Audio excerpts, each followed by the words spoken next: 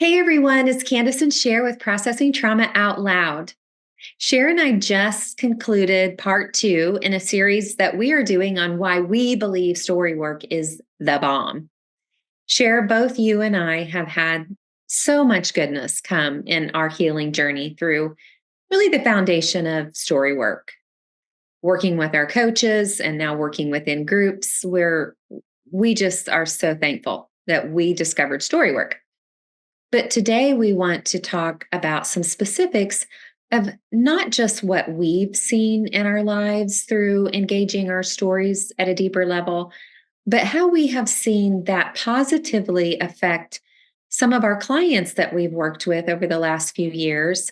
And not specifics necessarily about their stories at all, but just for anyone. Like we have pain points, we have challenges, and sometimes the older we get and we realize we're bumping into the same challenges over and over, we start to ask some deeper questions.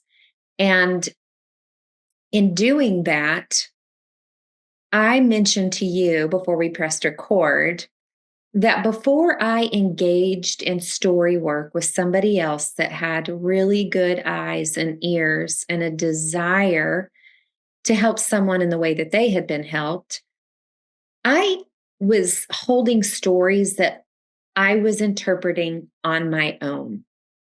So I had one interpretation and it was mine. And not that that's all bad, but until I got those stories out, I had no other way of looking at them except through my own, I'm going to say unhealed trauma. So, Cher, I am curious, what have you seen some of the challenges that have been overcome in maybe some of your clients' lives as you've worked with them as their coach over the last few years? I think that one of the areas where our struggles, our past harm, our trauma, our developmental implications because of our stories of harm, one of the biggest ways it shows up is in our relationships. And that can be our friendships, our relationship with our spouse, significant people, and our relationships with our kids. And I think that this area of, especially for women, because I do primarily work with women, I think that a lot of times our stories come to the surface when we become parents, Mm. when we start to see our children grow. And as we find ourselves relating with them in ways that we begin to recognize, whoa, I don't like the way that I'm showing up. Why am I showing up this way? Um, oh my goodness, I'm becoming that parent that I said I would never be. Some of those kind of messages. So I think this is one of the areas where I think it's sweet for me to be able to come alongside of people is in the area of when their story begins to collide with the stories of their children. Yeah. And that might be through any type of situation that arises. So it's not really the situation that arises, but it's this growing awareness that as a parent, I don't like who I am. Mm. And then I think so often through that, we begin to recognize that our own stories are coming more to the forefront. And I know this was definitely true for myself as well.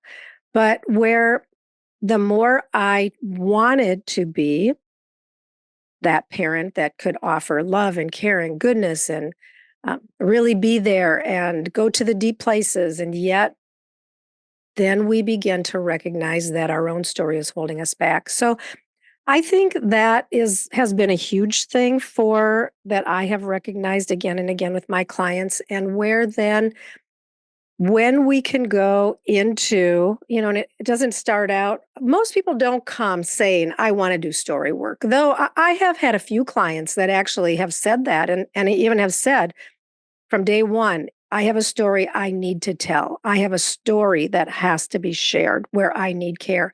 But most people do not come saying, I want to do story work. But stories begin to emerge.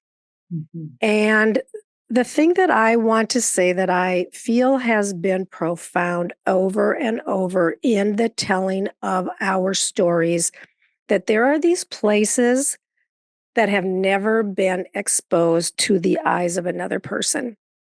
These places where we do feel so much shame, and where probably we were shamed as a child in some way.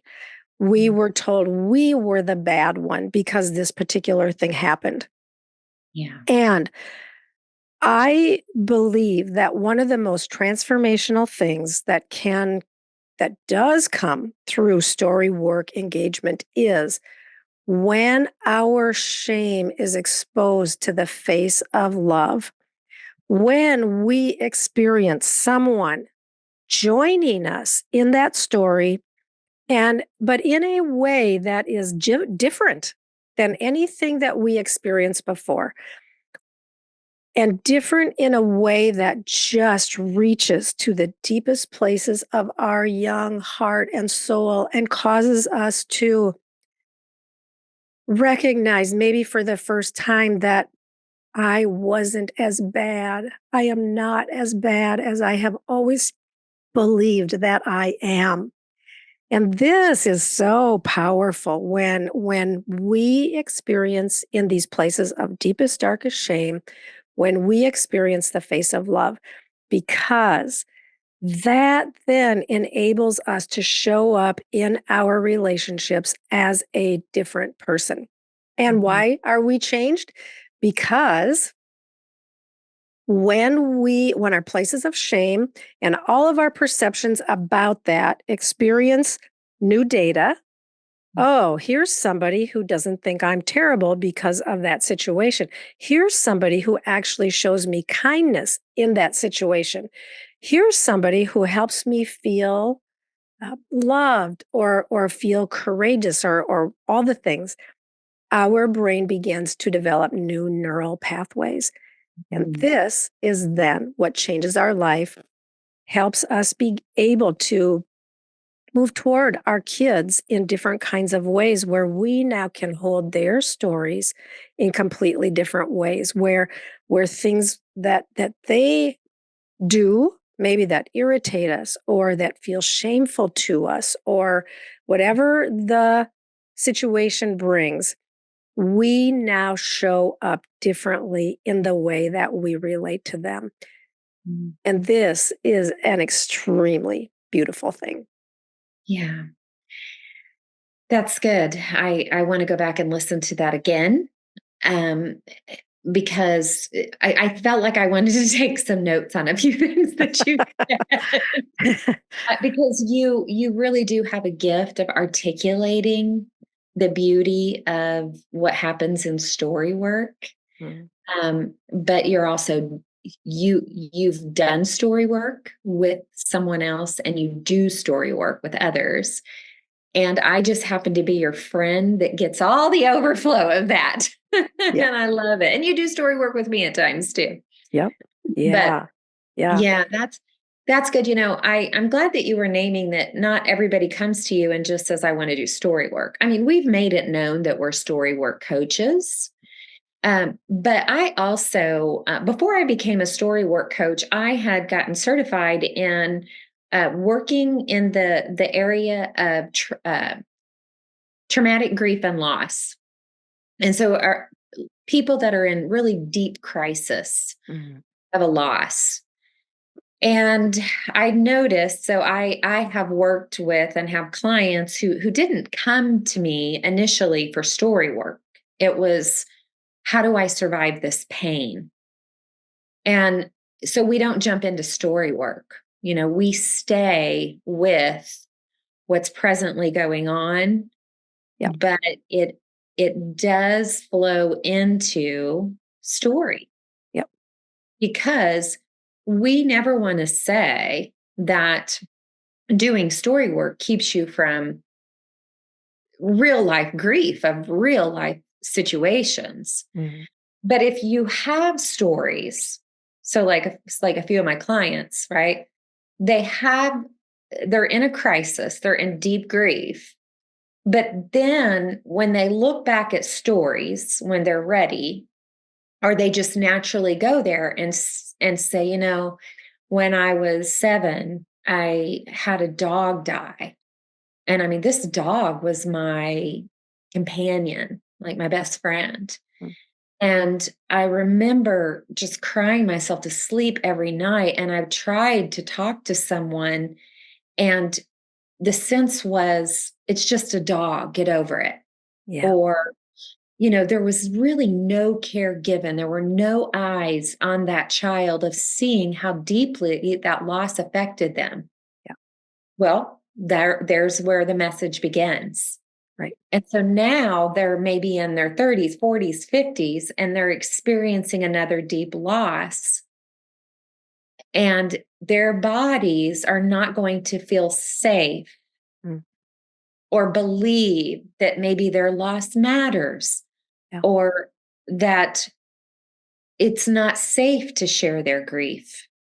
So this is something I've seen with some of my clients, that all of a sudden there's these lights that come on because now they're in the presence of saying, of hearing someone say, wow, that was a big deal.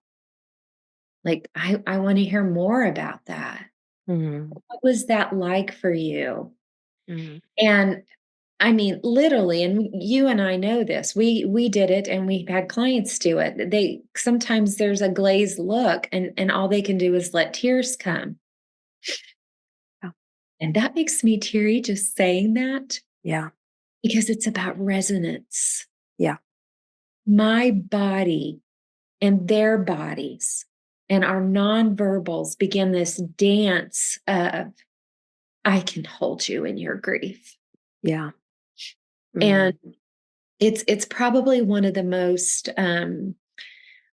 satisfying things, though hard, right?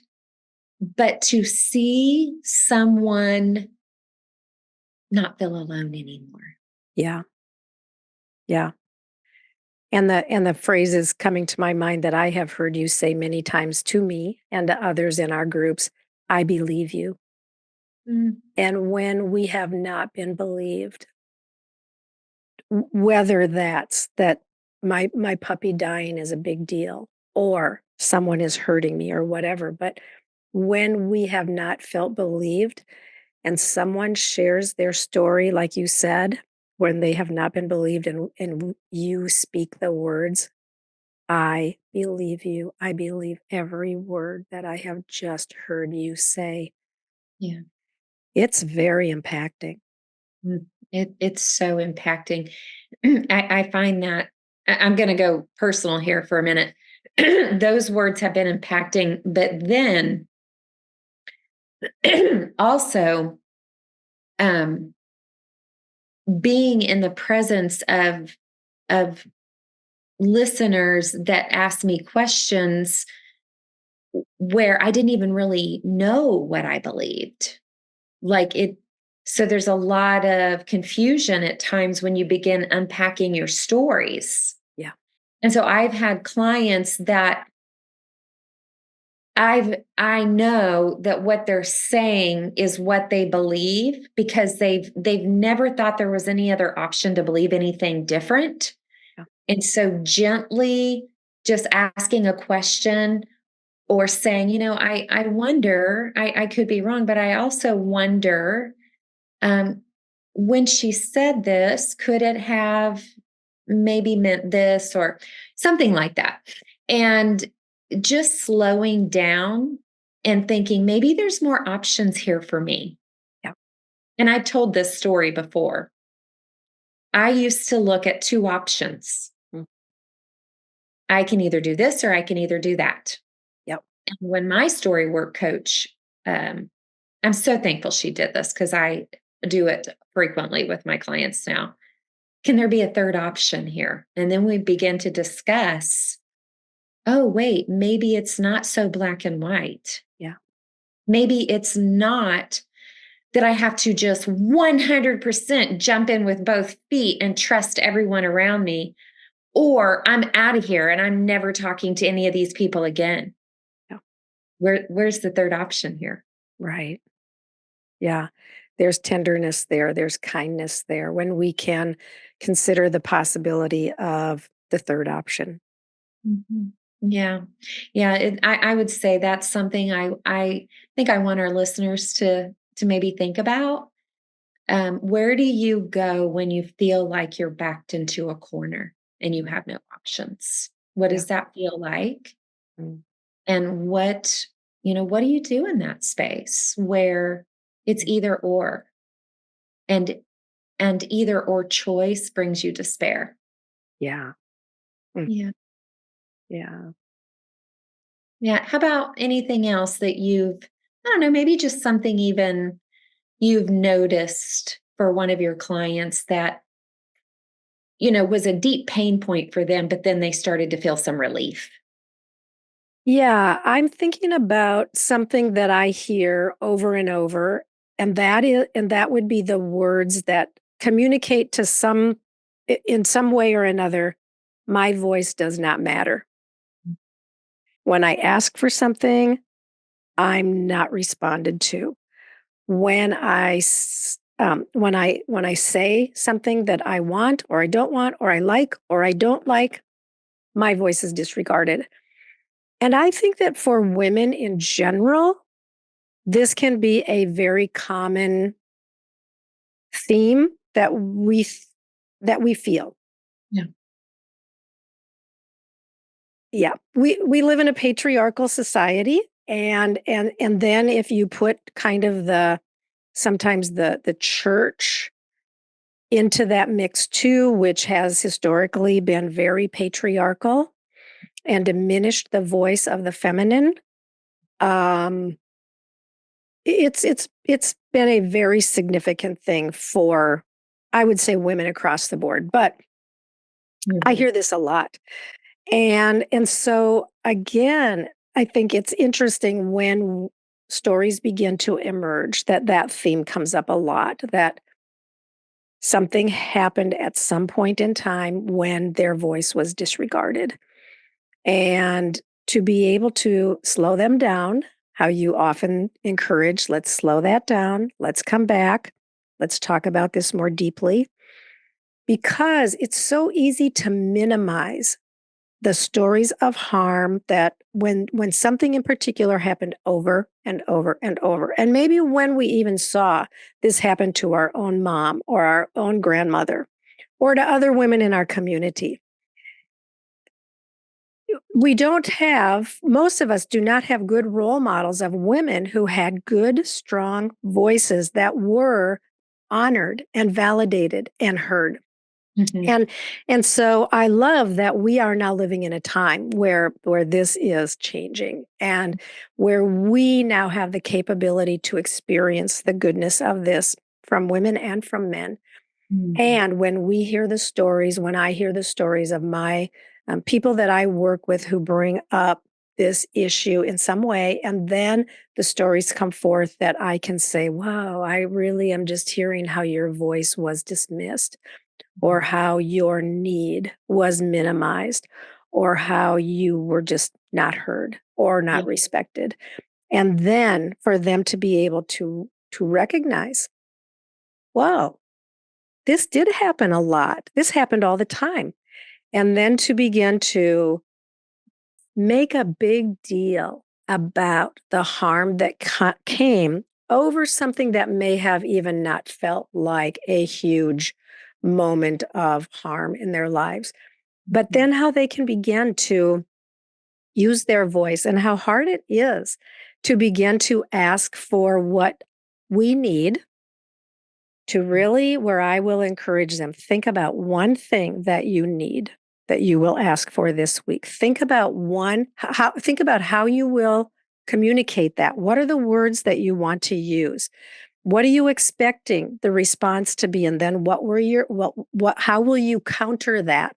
Like, instead of just shutting down and disappearing, which has been the typical MO, what if you stay engaged and say, no, I don't like how you disregarded my voice. I asked you for something that I need. Let's come back to that. Let's talk further. Look me in the eye. Listen to me. Hear me. This matters to me. Yeah. And we can do that in ways that sometimes we do have to get loud, or we do have to say it with a certain level of intensity to get their attention.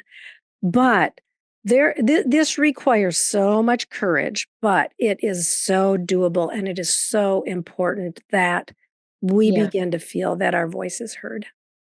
Yeah, and it requires a lot of work around, I'm going to name anger. Yeah, I often I've noticed, because we get to know ourselves better as we continue to do our own story work, and then we are doing story work with others. We're always learning, we're always growing. We grow from we grow from working with our coaches, and we grow from working with our clients. for sure. But one of the things that I've noticed is I have been able to help women get in touch with their good anger without feeling like they're going to go off the rails. Okay. So it is this space where we're realizing that we have these stories that have either shut us down or even caused us to power up.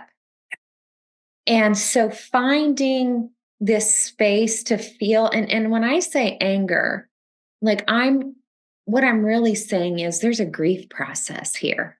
Mm, As you begin to see how not showing up, like speaking the truth in love, which can involve firmness, has not only hurt yourself but even hurt people around you. So there's grief there. So like I know this sounds how do I say this? I enjoy holding good anger and providing guardrails for what do we do with this anger in a way that we can heal and then bring our voice in ways that invite transformation and change for everyone around us. yeah. And recognize in humility, yeah, we're on the journey too, but we're just asking, will you join us here? Hmm. Not asking for perfection. We're asking for, will you care? Mm, Will you care that the building or the home or the organization is burning to the effing ground? Will you care with me? yeah. Or not even burning to the effing ground. But will you care They're that just smoldering. well, yeah, will you care that the boat is rocking a little bit, you know? Yeah. And I'm even thinking when you name anger that sometimes an accusation can come back at us then like, well, I just feel like you're angry.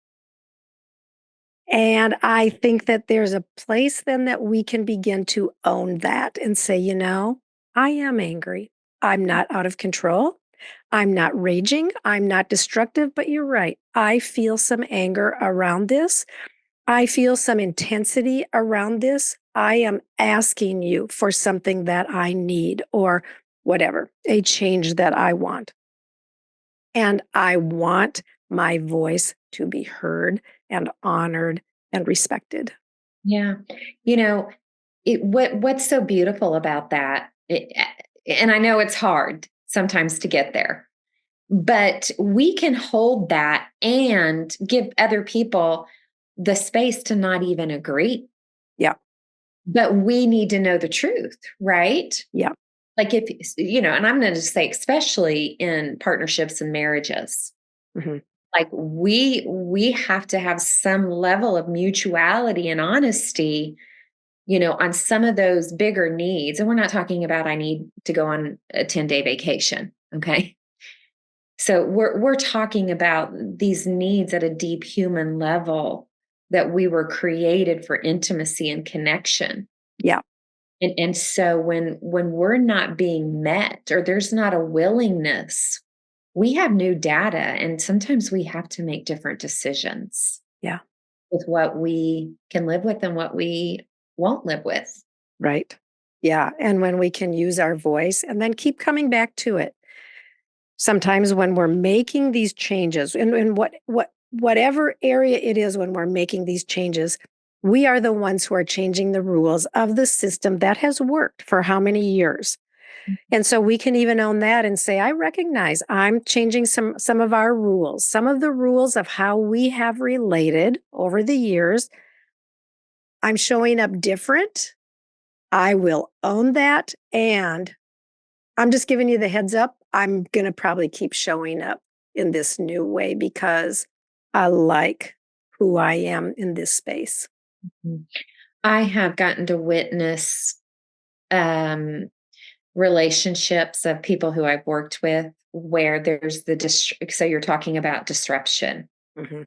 talking about the disruption of the old for something new and better, Yeah. new and more satisfying, actually, for both people Mm. or the system. And I have witnessed really sweet, good responses. And I have witnessed um, being named as a rebel or being named as just an angry woman who can't get what she wants. And what I want to say is absolutely there's risk. Yeah. And you're okay with staying in the old, even though you are feeling trapped or smothered or suffocated or whatever. We don't want you to be okay with that. But you're the one that kind of has to be ready for the risk. And ready to share your stories about why you're okay with that. There you go. If you're working with us, yes. Yeah. But I want to recognize that here's what I want to say. I do believe when you are in a relationship or an organization in a system that values you and honors you, maybe not always agrees, and that's okay. We don't always need agreement, Yeah. but there are those situations where you will see the goodness and the fruit of bringing your good-hearted voice forward. And yeah, sure. I've seen that with you personally as you've Mhm. just brought that to our group in certain ways, and we've talked about that in previous episodes. And I'm learning to do that in new ways too. I actually did that yesterday, Yes, you and did. and that was hard for me. But it, so the risk wasn't very high for me because I know that everybody loves me and isn't going to leave me when I use my voice. Mm. Yeah. And I just love, and this is a good place for us to end. I love that you said, and this really hits me in a deep place that you said, I know that everybody in that group loves me. Mm. Wow. Yeah. And I Yeah. do too. And I know we all love you. And I know that you all love me. And that is the result of us all doing really good and really hard and really meaningful story work together. And just to be in a space where we know that we are deeply loved is precious. Yeah. Yeah, we'll just close out with once again saying this is one of the reasons why we believe story work is the bomb, Yeah. and one of the reasons why we will continue to share it. Yeah. So good to be with you. Love you, friend. Love you too.